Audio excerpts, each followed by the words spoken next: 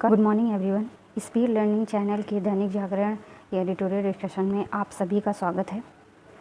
आज का एडिटोरियल बहुत इम्पॉर्टेंट है क्योंकि ये बढ़ती राजनीति में अपराधीकरण की जो प्रवृत्ति है उसको कैसे निपटा जाए या उसमें सरकार क्या कर रही है, कितना रोल अदा कर रही है, इसके परिप्रेक्ष्य में आज का एडिटोरियल बेस्ड है। और इसको जो है जे गोपाल कृष्णन जी ने लिखा है, जो यह मानते हैं कि इतनी सारी धाराएं और आईपीसी की धाराओं के अतिरिक्त संविधान में भी इस अपराधीकरण की विस्तृत व्याख्या की गई है, लेकिन यह किस हद तक सही है या इस पर काम क्यों नहीं हो रहा है, इस पर अपना वक्तव्य दिया हुआ है। तो आज का जो एडिटोरियल है ये भ्रष्टाचार से संबंधित है और जो जीएस पेपर 2 से रिलेट करके पढ़ सकते हैं। तो चलिए डिस्कशन स्टार्ट करते हैं। इसमें राइटर कहते हैं कि सुप्रीम कोर्ट ने दुर्दांत अपराधी विकास दुबे के हाथों 8 पुलिसकर्मियों के मारे जाने और फिर खुद विकास और उसके पुलिस मुठभेड़ का शिकार बनने के मामले की जांच के लिए गठित आयोग के सदस्य बदले जाने की मांग खारिज कर दी। कुछ दिनों पहले इस आयोग का नए सिरे से गठन सुप्रीम कोर्ट की पहल पर ही हुआ था। इससे पहले तेलंगाना की एक बेहद सनसनीखेज मामला सामने आया था जिसमें एक महिला का जो है दुष्कर्म किया गया था। हालांकि आप सभी जानते हैं कि अभी तेलंगाना का जो हैदराबाद से संबंधित मामला था उसमें भी पुलिस की महत्वपूर्ण भूमिका थी। इस घटना ने समाज की सामूहिक चेतना का करारा प्रहार किया था और जनता में व्यापक आक्रोश भर दिया था। जांच के सिलसिले में घटनास्थल पर ले जाए गए अपराधी फिर उनका एनकाउंटर करके मार दिया गया था। राज्य सरकार ने इस मामले की जांच के लिए हैदराबाद पुलिस आयुक्त के निर्देशन में विशेष टीम का गठन भी किया था। आईपीसी की धारा जो है 1973 की धारा 176 के अंतर्गत मजिस्ट्रेट जांच के तहत राजस्व अनुभाग अधिकारी और एसडीएम और शादनगर ने भी इस मामले पर जांच की थी। इस मामले में तेलंगाना हाईकोर्ट के समक्ष एक जनहित याचिका लंबित होने के बावजूद हाईकोर्ट ने जांच आयोग अधिनियम है 1972 के तहत एक जांच टीम गठित की थी और यह टीम सुप्रीम कोर्ट के एक सेवानिवृत्त जज के नेतृत्व में बनी थी, जिसके लिए प्रति सुनवाई 1.5 लाख रुपए का पारिश्रमिक मिलता है। और फिर जो है इसमें जो है हाईकोर्ट के एक पूर्व जज और पूर्व सीबीआई निदेशक के रूप में 2 अन्य सदस्य भी शामिल थे, यानी कुल मिलाकर 3 मेंबर्स थे इस टीम में और जिन्हें प्रति सुनवाई का 1 लाख रुपए का भुगतान किया जाता था। इतना ही नहीं, उन्हें केंद्रीय औद्योगिक सुरक्षा बल द्वारा सुरक्षा मुहैया भी कराई जाती थी। बीते दिनों सुप्रीम कोर्ट ने आयोग का कार्यकाल इस आधार पर 6 महीने बढ़ा दिया था कि उसका आधार जो है लॉकडाउन के कारण इस पर काम नहीं हो पा रहा था। इस वजह से ध्यान रहे कि आयोग दिसंबर में गठित हुआ था और लॉकडाउन 22 मार्च को लगा। सवाल यह खड़ा होता है कि क्या कोई जज ऐसे मामलों में स्वैच्छिक रूप से बिना किसी भुगतान के जनहित में अपनी सेवाएं देने के लिए तैयार है?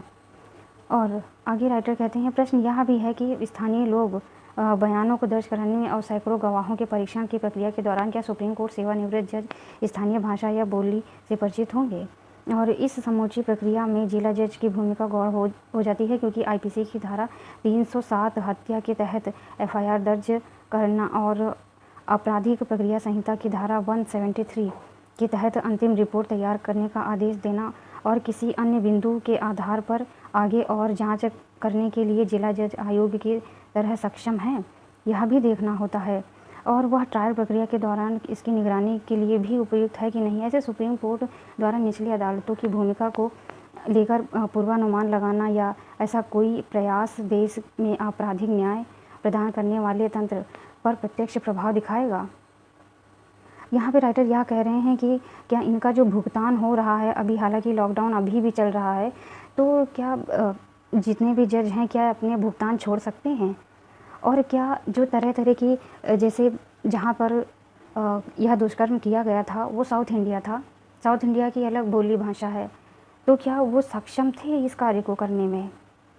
और वहीं आगे कहते हैं, यदि प्रत्येक मुठभेड़ के मामले में सुप्रीम कोर्ट के कोई पूर्व जज ही जांच करेगा तो क्या शीर्ष अदालत इसके जरिए यह संदेश देना चाहती है कि उसे निचली अदालतों से कोई भरोसा नहीं? यह अभियोजन के स्तर के मामले की सुनवाई हमेशा वही होगी। हाँ, इसमें यह भी कहते हैं कि जिसकी जो कार्रवाई करने की क्षमता है या जो प्रक्रिया है उसी के तहत चलें। ज़रूरी नहीं कि हर बार जो है एक टीम गठित की जाए और उसमें जज कोई ही लिया जाए। और वहीं आगे राइटर कहते हैं कि मामला चाहे हत्या, दुष्कर्म, अभियुक्तों का हो या पुलिस एनकाउंटर, निजी अदालत में सुनवाई करने वाला जज तो वही रहेगा। ऐसे में सुप्रीम कोर्ट की बेहद ज़रूरी होगा कि वह न केवल इस पहलू पर गौर करे बल्कि उनकी भूमिका को भी अनदेखा न करे। विकास दुबे वाले केस में अपराध का एक लंबा चिट्ठा तैयार किया, करीब 60 से अधिक मामलों में उनकी संलिप्तता उसके व्यापक चरित्र को साबित करने के साथ ही तंत्र में उसकी गहरी साठगांठ ही दर्शाती है। पुलिस थाने में घुसकर एक नेता की हत्या मामले में भी वह बरी हो गया, क्योंकि घटनास्थल पर मौजूद पुलिसकर्मी गवाही के दौरान उससे घबरा गए थे। हर एक मामले में आरोपित बनने के बावजूद वकीलों की फ़ौज ने उसे जमानत दिलाने गवाहों का उत्पीड़न जारी रहा। मतलब यहाँ पर यह है कि जो अपराध है हम उसे बढ़ावा दे रहे हैं और तभी ऐसा हो रहा है। अगर इस पर जो है बहुत पहले काम हो जाता तो शायद कहीं ना कहीं आज जो ये विकास दुबे इतना फेमस है ये जेल से निकल ही नहीं पाता, तो इतना मामला बढ़ता ही नहीं। और वहीं आगे कहते हैं राइटर, यहाँ तेलंगाना सरकार के उलट जो है यूपी सरकार ने 8 पुलिसकर्मियों की हत्या और उसके बाद दुबे और गुर्गों के एनकाउंटर से जुड़े मामलों की जांच के लिए 2 समितियां गठित की हैं। पहली समिति जो है आयोग अधिनियम 1952 गठित की गई, जिनकी कमान इलाहाबाद हाईकोर्ट के एक सेवानिवृत्त जज को सौंपी गई है। बाद में सुप्रीम कोर्ट ने कमान उच्च न्यायालय को दे दी और उच्च न्यायालय के जज थे उनको दे दी। फिर जो है दूसरी टीम जो है एसआईटी गठित की गई, जांच का काम करेगी एसआईटी।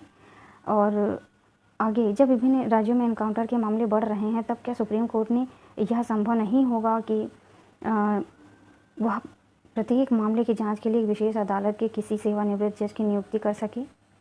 और यह भी है कि क्या लंबे समय तक चलने वाली जांच प्रक्रिया में सरकारी खर्च का बोझ नहीं बढ़ेगा। क्या सुप्रीम कोर्ट इस पहलू की भी निगरानी करेगा कि ऐसे आपराधिक तत्वों को जो न केवल गवाहों बल्कि समस्त समाज के लिए खतरा हैं, उन्हें किस आधार पर लगातार जमानत मिल रही है। इन कवायदों के बीच निचली अदालतों और आपराधिक न्यायतंत्र में हमारे घटते भरोसे को बदहाल कर दिया है। तो क्या जो इतना बड़ा न्यायतंत्र की व्यवस्था होने के बावजूद भी जो कार्य हो रहे हैं तो क्या इस पर प्रतिबंध नहीं लगाया जा सकता। यह ज़रूरी तो नहीं जिस क्षेत्र में अपराध किया गया हो केवल वही क्षेत्र उस समय सेफ नहीं, अरे अनसेफ है, बाकी क्या क्षेत्र सेफ हैं कि हर चीज़ के लिए। और आगे राइटर कहते हैं कि सुप्रीम कोर्ट यूपी में आपराधिक न्यायतंत्र की पड़ताल करेगा तो उससे यह अपेक्षा ही रहेगी कि वह एक आयोग बैठाए जो इन तथ्यों की मीमांसा करे कि आखिर वे कौन सी कमज़ोर कड़ियाँ हैं जो अतीक अहमद के खिलाफ 53 आपराधिक मामलों के बावजूद उसे एक भी दोष सिद्ध नहीं हो पाए हैं, और फिर 16 आपराधिक मामलों का अभियुक्त मुख्तार अंसारी कौन सी लापरवाही के चलते एक भी मामले में दोषी सिद्ध नहीं हो सका। यहाँ पर कहने का यह मतलब है कि इतने फेमस हैं ये आपराधिक व्यक्ति कि इन पर जो है अगर किसी भी राजनीतिक नेता द्वारा अगर कह दिया गया कि वो उन्हें टिकट देगा तो उसकी पूरे जो है एक पर्सनालिटी का जांच नहीं होती।